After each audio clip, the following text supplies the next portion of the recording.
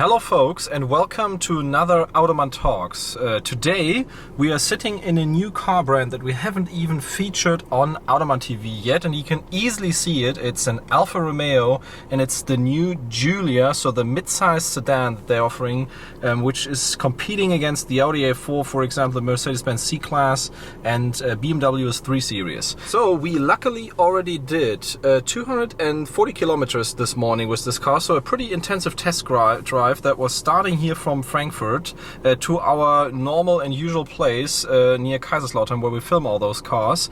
And it's a pretty astonishing and surprising result for me, because I was honestly not expecting too much. I was saying, okay, well, comparing it maybe to a 320D with a manual transmission, that is probably the comparison to this Giulia Super with the 180 horsepower diesel engine. I was more or less expecting that this car is probably less sporty and is maybe not as refined in the overall build quality. But this version and this particular model proves different, because first of all, from an engine character and from a long distance travel comfort, it is very, very good. And the pull from the engine is 450 Newton meters that they got, and you really feel that it has a lot more punch than what you would expect from a regular engine. I would even say it's probably more punch than what you get from a 320D with about the same horsepower and what you get from a 190 horsepower diesel from Volkswagen or Audi in that case. Of course, this one is a car that should also suit the sporty character of driving, which means that you can not only, let's say, switch those driving dynamic mode here, or DNA, where normal is in the middle and the dynamic mode is what you put in here, and A is for more efficient driving and let's say the best out of all the fuel economy that is coming together. And you really feel, once you change it, that throttle response, and the whole car hunches up and gets to a more sporty character, even with this, let's say, rather normal diesel engine. The ride comfort on the long distances is very, very good. The ride is still rather firm and settled, which is very nice on the Autobahn. Also, if you put it in the curve, this car, it is very, very nice to steer. The steering is very nimble, which some people might say, okay, it's almost too direct, but people that are coming from BMW and the more recent Audis will probably love this thing, that it's like it's a very nimble front end in the car, and you really feel that it's a rear-wheel drive setup, and therefore it makes perfect use on the rather sophisticated techniques that are behind this car. Talking about fuel consumption and noise cancellation, noise is also on a very good level, I would say. Some other people said that this is not as quiet, but I can really not understand those let's say argumentations.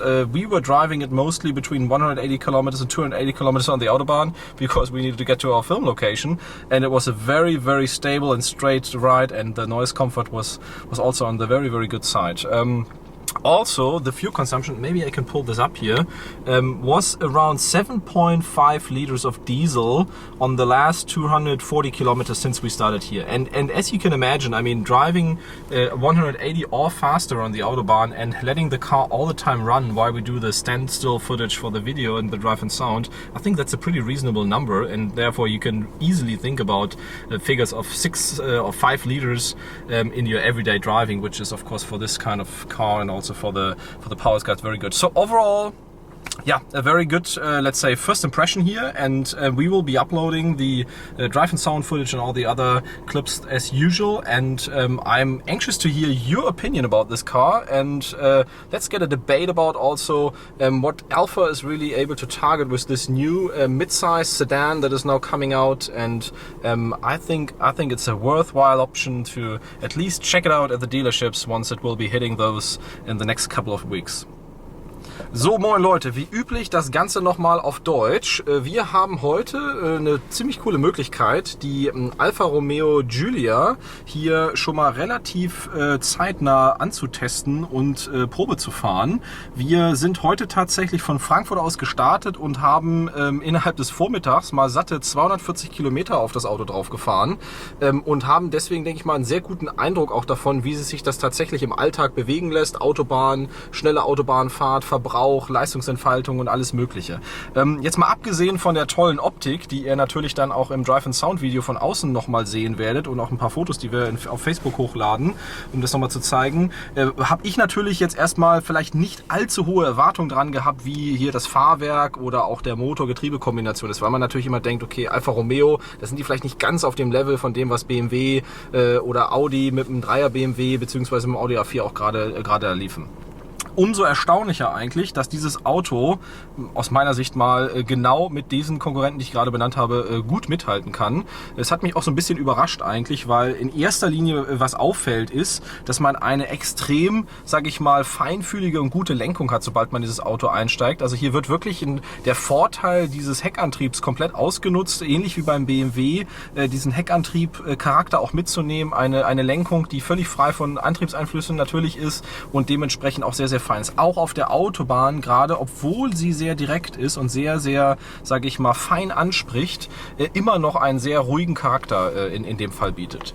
Das Zweite, was man hier machen kann, ist auch durch diesen sogenannten DNA-Schalter kann man entsprechend bei der Giulia und auch bei anderen Alpha-Modellen ja diesen Charakter anpassen, dass man eben sagt, okay, entweder in der Normalstellung, in einer sehr effizienten Stellung oder eben auf D und hiermit in diesen Dynamikmodus reingehen. Und man merkt da schon, dass das einen deutlichen Unterschied insbesondere auf die Gasannahme, aber natürlich auch entsprechend auf Lenkung und das gesamte Fahrverhalten hat. Also von daher ein sehr positives Votum insgesamt zum Fahrzeug, weil auch der Motor, wir haben jetzt hier wirklich großes Glück, habt ihr ja wahrscheinlich schon gesehen, dass wir mal nicht mit der Automatik gestartet sind, sondern hier eine ganz klassische 6-Gang-Handschaltung haben, die auch wirklich knackige und kurze Schaltwege hat, die wirklich gut einrasten, finde ich. Also es hat auch viel Spaß gemacht, damit zu schalten und man dadurch natürlich den Motor noch viel purer erleben kann. Ob das wirklich ein guter Motor ist, 450 Newtonmeter ist auf jeden Fall ein heftiger Durchzug, den man dort spürt, auch im 6. Gang, in jedem Gang eigentlich. Und ich würde sogar sagen, dass er damit ein bisschen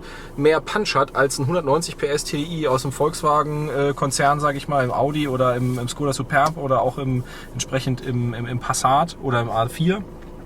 Und dass er eventuell auch ein bisschen mehr Punch hat als eigentlich der 2 Liter Dieselmotor von BMW. Klingt vielleicht ein bisschen rauer in den höheren Drehzahlen, aber die Leistungscharakteristik und Leistungsentfaltung ist in jedem Fall erhaben und macht auch richtig Spaß mit dem Auto zu fahren. Passt wirklich zu dem sportlichen Charakter. Ja, also was bleibt noch anderes zu sagen? Grundlegende Sachen wie Fahrwerk, Lenkung, Getriebe und Motor sind wirklich sehr, sehr gut. Und als letzte Anmerkung möchte ich auch noch mal sagen, dass die Verarbeitungsqualität aus meiner Sicht wirklich sehr, sehr anständig ist. Also ich weiß nicht, ob man das jetzt hier sehen kann, aber das sind alles Soft-Touch-Oberflächen, die auch sehr, sehr stabil sind. Man hat nicht das Gefühl, dass jetzt hier irgendwelche Spaltmaße oder irgendwas in irgendeiner Form klappern würde oder wackeln würde. Das zieht sich auch wirklich bis auf die Seitenkonsole durch und die Türgriffe. Das ist alles gut bis wirklich sehr gut verarbeitet und dementsprechend kann ich die, sage ich mal, ersten kritischen Meinungen zur Qualität dieses Fahrzeuges nicht nachvollziehen, sondern muss wirklich sagen, dass mir das sehr, sehr gut gefällt. Und auch von der Ergonomie, von den Knöpfen ist das eigentlich ohne größere Eingewöhnungszeit gleich zu verwenden. Also alles in allem sicherlich ein absolut würdiges Fahrzeug, um da mal zum Vertriebspartner oder zum Händler zu gehen und sich das mal anzuschauen und entsprechend das mal auszuprobieren, denn die ersten werden sicherlich bald beim Händler auftauchen und dann kann man damit auch mal eine Probefahrt machen. Bis dann erstmal, viel Spaß bei all den weiteren Videos. Ciao.